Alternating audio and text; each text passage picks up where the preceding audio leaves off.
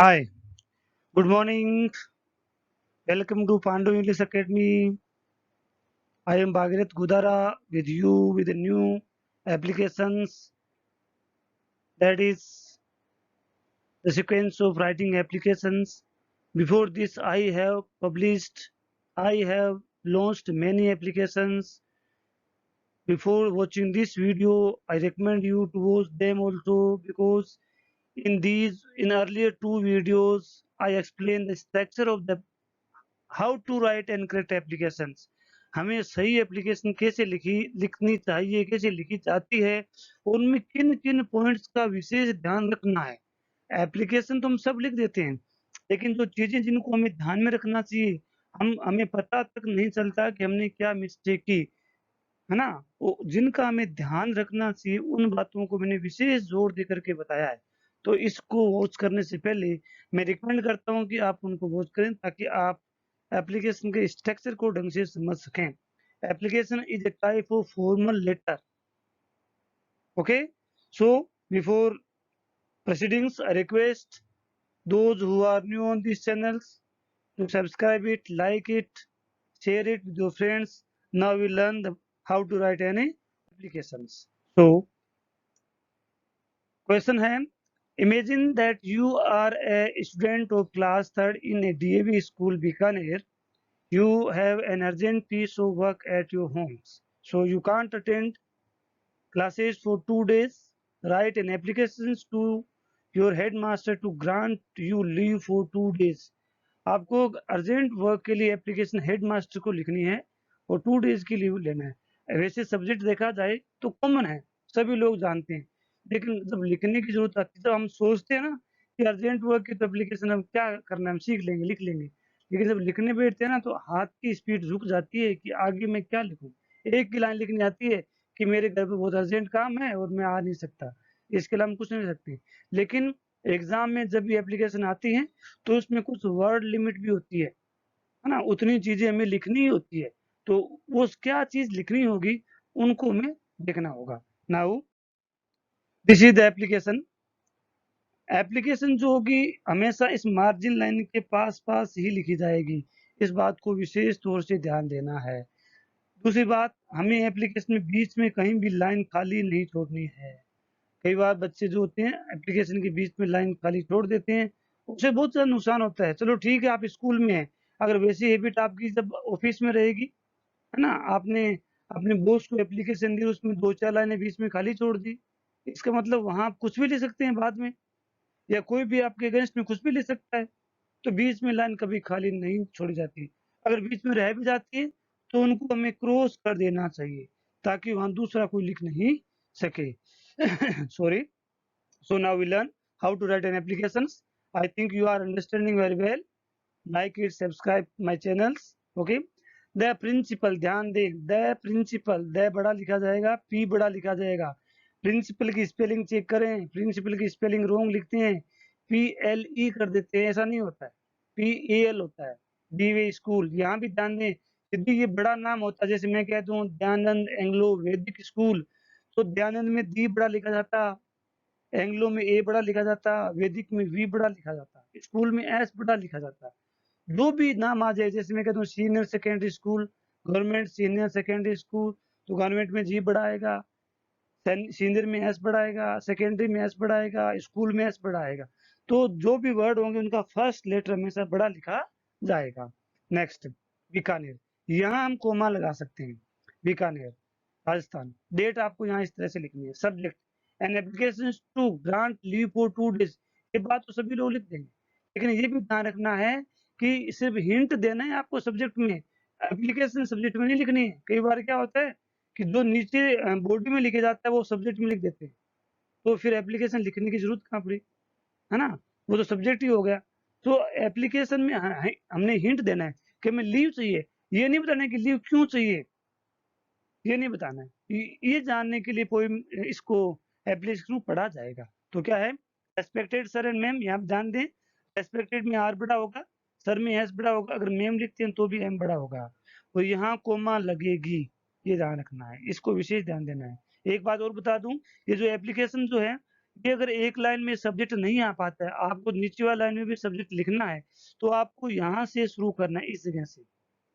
यहाँ से शुरू नहीं करेंगे, ये जगह इतनी उस सेकंड लाइन के लिए खाली रहेगी, यहाँ से शुरू करेंगे ताकि एप्लीकेशन का डेकोरम जो है मेंटेन बना रहे। आगे हम इसकी बॉडी को देखते हैं। एप्लीकेशन को लिखते समय पहली 2 या 3 लाइन के अंदर हमें अपने बारे में अपना इंट्रोडक्शन देना है, चाहे एप्लीकेशन किसी की भी हो, चाहे लेटर हो, कुछ भी हो।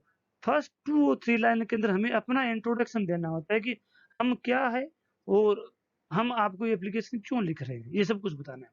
विद ड्यू रेस्पेक्ट, विद में डब्ल्यू बड़ा आएगा, due respect I bag, be easy, कई बार बी एजी लिख देते हैं, वो रॉन्ग हो जाता है। बी इजी भी होता है, बी एजी भी होता है, बी आई जी भी होता है, बिग होता है ना। सो बी इजी लिखना, बैग का मतलब रिक्वेस्ट करना होता है। आई बैग टू से, बैग से बैगर बनता है भिखारी। आई बैग टू से मैं कहना चाहता हूँ that I am a student of class third of your school. ये आपका इंट्रोडक्शन है। मैंने कहा था ना कि एप्लीकेशन लिखते समय फर्स्ट 2 लाइन्स में या 3 लाइन्स के अंदर आपको अपना इंट्रोडक्शन देना है। फिर आप क्या बताओगे, I am a regular student of your school. आप इसकी जगह कोई और भी दे सकते हैं। आप कह सकते हैं कि I am the monitor of the class, I am the hockey player, I am the champion of the school, I am champion of state level in kabaddi. आप थोड़ी अपनी प्रशंसा कर सकते हैं। Okay, last year I top the school with 100% attendance. क्योंकि आपको चाहिए अर्जेंट वर्क में लीव चाहिए, इसका मतलब कहीं ये तो नहीं है कि आप हमेशा ही लीव लेते रहते हैं। तो ये आपको प्रूफ देना है कि मैं हमेशा लीव नहीं लेता, मैं कभी भी छुट्टी पर नहीं जाता हूँ, है ना। आज ही अर्जेंट वर्क हो गया, इसके लिए उन्होंने कहा कि मैंने लास्ट ईयर 100% अटेंडेंस दी है। It means I am a regular student, I never miss a minute of the class. Okay, now we learn next. Today I have an urgent piece of work at my home. लेकिन आज मेरे घर पर काफी urgent काम है, so I can't attend classes for 2 days। इसलिए 2 दिन में क्लासेस को अटेंड नहीं कर पाऊंगा। प्लीज यहाँ ध्यान दें। यहाँ तक ये चीजें हो गई, एप्लीकेशन हो गई। अब इसको बोलते हैं क्लोजिंग लाइन। तो ये हमेशा ये लाइन से कहीं फिनिश हो, चाहे ये यहाँ हो, चाहे ये यहाँ हो, या ये चाहे पूरी हो जाए, लेकिन इस लाइन को हमेशा मार्जिन लाइन के पास से लिखा जाएगा। Please grant me your kind permission for 2 days leave. 2 days की लीव प्रदान करें। थैंक यू के बाद में हमेशा फुल स्टॉप लगेगा, थैंकिंग यू कभी नहीं आएगा। मैंने पहले भी कई बार एप्लीकेशन में बताया है, और मैंने खुद ने कई बार लिखा हुआ देखा है, अच्छी अच्छी गाइड्स में लिखा हुआ देखा है। लेकिन थैंकिंग यू नहीं लिखने के पीछे लॉजिक होना चाहिए। क्या है वो देखें। थैंक यू एक सेंटेंस, इसको इंपेरेटिव सेंटेंस बोलते हैं। इंपेरेटिव सेंटेंस वो होते हैं जो मेन वर्ब से शुरू होते हैं, जिसमें कहता हूँ कम हियर, इंपेरेटिव सेंटेंस है, ऑर्डर दिया गया है ना। मैं कह दूं ब्रश योर टीथ, है ना, ब्रश एक वर्ब है। मैं कह दूं कि sit up, get out, come in, come out, learn your lesson, run here, play there. तो ये सब वर्ब है। तो यहाँ भी ये वर्ब ही है। क्या आपने कभी ऐसा सुना है, brushing your teeth, playing here, sitting here? इनसे कोई मतलब नहीं निकलता।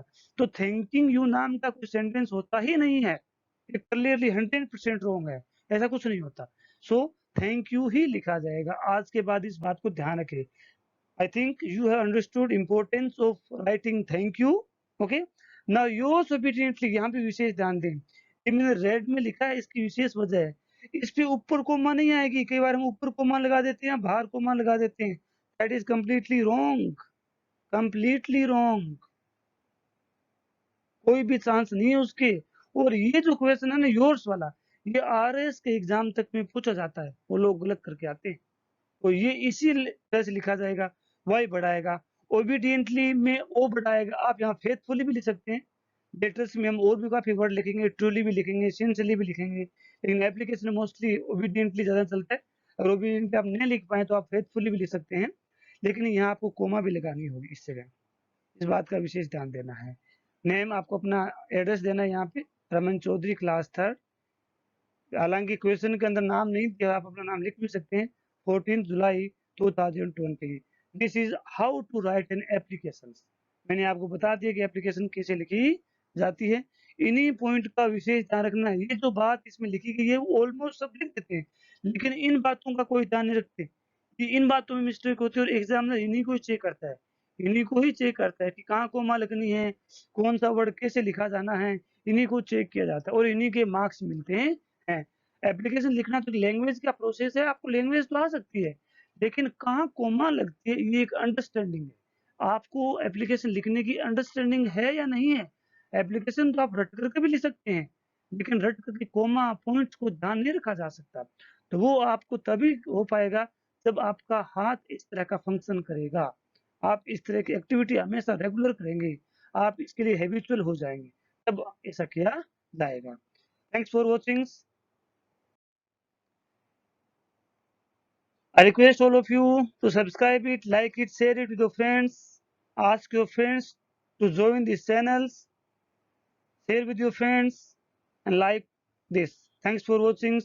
Meet in the next video.